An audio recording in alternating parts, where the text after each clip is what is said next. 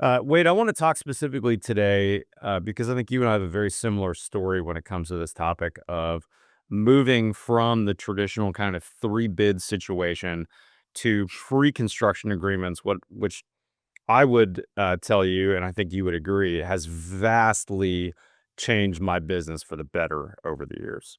Hugely changed. Yeah. I think Sean Van Dyke, the great construction business coach consultant, Yep. when I had engaged Sean years ago, he's great, had said that the design, bid, build process is broken. These are the norms that I don't know who came up with it, but they've been around for a while. That said, you should get at least three bids. And if you get three bids, throw out the high, throw out the low, and go with the middle guy. That's how I won. But it's right. And it happens all the time. It would happen to me. Yep. If you get four bids, then talk to the two guys in the middle and figure out which one you want to go with. Right. Yep. And so, back 10, 15 years ago, we were losing jobs because we were high. But were we really high? Right. When you have a set of drawings that aren't complete to the level you were just speaking to, or a set of project specifications, outline specifications, project manual, right? Different terms for kind of the Bible of the project, and an architect who's taking the time to detail everything right down to the hinge and screw types and finishes, Yep. accurately bid a job. There's so much left for interpretation, right? And you can see when you put the effort into pricing something and that information's there, you get tight numbers. When the information's not there, it's really up for interpretation, and it just the problems, right? A project is handicapped right out of the gates. Out of the gate if a builder is not involved and part of the team. That is such a good quote. I'm writing that down and putting that on my phone. I'm going to quote you on that. That's why you're hiring me, is I'm going to put the right people on the job, and we're going to make sure we get you the right price, but for a really well-built house.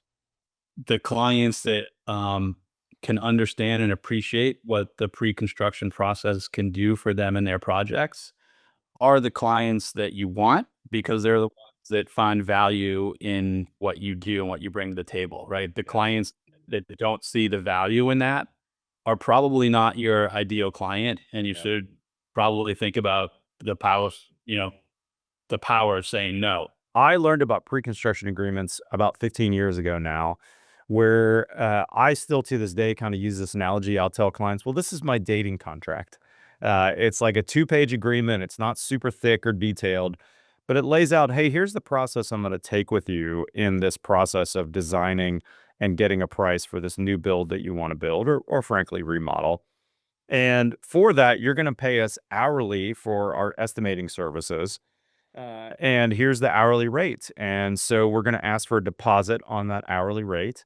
And if we get to the end of that deposit amount and need some more, we'll re up you. But this is how we're going to give you really good expert advice through this whole process of designing a house to make sure that when you get to the end, you don't end up in a situation that happens so much with clients out there where they, send the three bids out to a builder and they find that all three of them are double what they wanted to spend. The confidence, knowing that I felt this is the better approach, I think was an important part of my presentation for it, to really sell it. And when you can sell it with confidence because you truly believe in it, then I think that really resonates with that client or the architect, and they say, hey, I get it. Like, let's do it.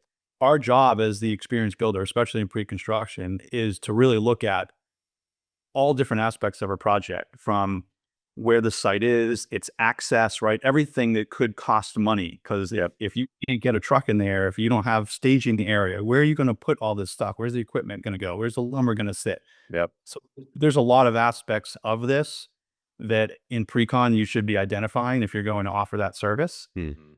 Um, and I think that like I said, the clients really appreciate that, because our job is to provide options and educate the client so they can make the best decision for themselves, right?